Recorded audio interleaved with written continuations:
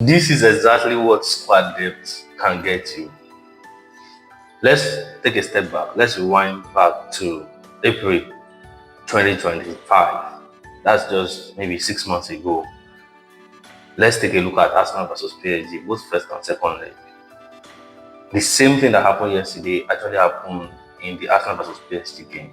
Arsenal needed somebody to come from the bench to get them an equalizer in the first leg when PSG won 1-0, and also in the second leg when PSG won 2-1. And there was no reply. There was nobody that could have brought in that was going to change the game. Let's take a look at the options they had on the bench. In the first leg, they had the player that were actually brought from the bench was Ben White and Ethan Nwaneri. They could not bring in Raheem Sterling because he was not reliable.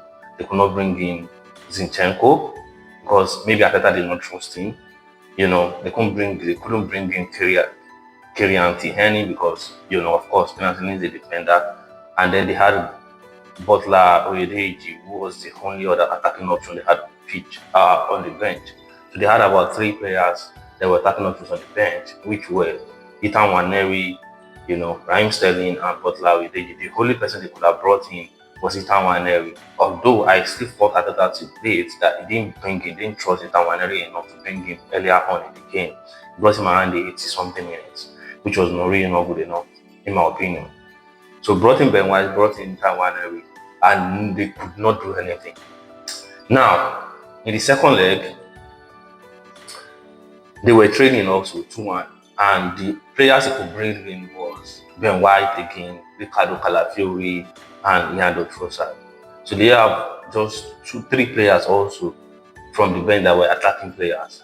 Leandro Trossard, Raheem Sterling, and Butler Oyedeji and Ethan Nwaneri. So 4 players this time around. But at the end of the day, he only brought on Leandro Trossard, who was the attacking kind of player. The other ones were defensive-minded kind of player, and they could not effect anything. Hey guys, it's time to subscribe now. Please subscribe to the channel, and for more videos, subscribe to the channel. Turn on the notification bell so that once I post a video, you will see it immediately. Just subscribe, and comment also. Share the video, so that the channel will go viral, and then we can grow the channel together. Please subscribe now. Now get into the video. Fast forward to 6 months later, which happened, yesterday against Bilbao. The game was really, really tight. I feel like Arsenal did not start well. Arsenal didn't know that Bilbao would bring, the heat and the pressure to them, and that was what happened throughout the game. The Declan could have been sent off. Marino could have, considered maybe a record of something, and it could have been really, really tight. But then, what can you do? Arteta called onto his bench, brought in Trossard at first, removed Gyökeres. That takes balls to try to remove your striker, even though every Arsenal fan would not support that kind of, move. But he brought in the players, removed Eze, brought in Martinelli, someone that can offer something different. Eze is more of a clear kind of player, someone that can, dribble players, pick out passes, but Martinelli is kind of like someone that runs a lot. He knows how to run. He has not been good in recent times, but yesterday was really excellent for him. And from what I saw, it seems as though Martinelli needs to play more of a forward rather than a left winger. If he's playing more facing on the goal, it might probably, it might just simplify his actions on the pitch rather than expect him to defend, run back and all of these things and make passes and all of that. Why not just leave him in front of goal? Maybe we might not be the out and out number 9, but just simplify his kind of play, just facing the defenders, the 2 center backs. That would be better for him. And maybe you can put passes from deep, track his runs, just put passes all over the players, all over the defenders, and let him run and let him go for it. We know he's kind of a good finisher if he's facing one-on-one on goal. We know. So just leave him. He scored one of that kind of goal against Real Madrid also last season. So this is a player that he has scored that kind of goal severally against Chelsea at a point in time.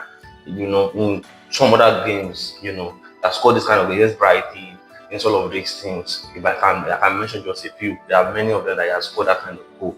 So he's someone that can give you that kind of. Why not set up your team in a way that it will suit him to play that way? He came in, for easy, and he made a difference. He made a difference. What Arsenal had on the bench yesterday was really, massive.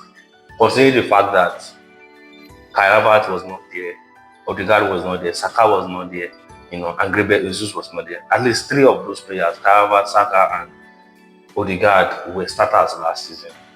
Saliba did not even start. It was Musquera that even played.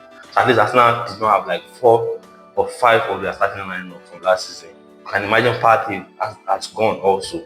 And then considering that fact that these players were not there, new players, new team, and then we still had the depth in the squad. That is what depth actually gives you. Talk of Gabriel Martinelli, Piero Tapie, these are internationals, world-class internationals. Chris Nogard, Leandro Trossard, these were the players that actually came in. 4 of those players came in yesterday. And despite the fact that even if Martinelli did not play, Mazzucchelli did not play, Mazuma that can offer you something different also did not play. So now Arsenal have players that can give you something different at every point in time. If you want pace, Martinelli is there. If you want someone that can dribble, can win penalties, Mazuma is there. If you want someone that can calm down the ball, Mazzucchelli is there. If you want someone that can play straight direct, one time Wanero is there. If you want someone that can give you something different, like Trossard, he is actually excellent from the bench. He is there also. So you've got like different style of players. Now imagine when Saka comes back, the likes of Madrid will probably drop to the bench, and he can offer you something different. Imagine when Kava come back. If Eucharist is not performing, you have Kava that can give you, can score you head out. Imagine when Odegaard come back, someone that can give you passes. Imagine when Gabriel Jesus come back, someone that can actually really dribble, and give you something different against the low block teams. So this Arsenal squad is really stacked. Now I can see the reason why they signed 8 players this summer. They need to go for the league. They need to go for the league. Like Henry said in his analysis yesterday, said if he was a player in that dressing room, he would be thinking about going for the league. There are no excuses. There are no excuses at this point. So Arsenal have different materials in their hands. And that is why they've only conceded 1 goal so far this season in 5 games, which is not bad. Now they go this Man City, and I expect them to smash Man City. I do not expect that kind of game they played yesterday. Don't play Rice, Merino, and Zubimendi. Can drop Merino to the bench or whatever you want to do. Just go for the win. Go for the win. You've got to beat Manchester City. Beat Manchester City, make a statement, move on. Let the league know that you are actually around. By the time the likes of Saka, the likes of Havertz, Odegaard comes back, Gabriel Jesus come back, can rotate the squad better. Keep these guys fit until January, February, and then you really go for the league. There are no excuses. There are no excuses. That is what squad depth will give to you. Excellence from Bertra, excellence from Arteta so far. Let's see how the season develops. And yeah, what do you think about the Arsenal thing? Don't forget to subscribe, like the video, and turn on the notification bell. I'll see you in the next one. Cheers, guys. Bye.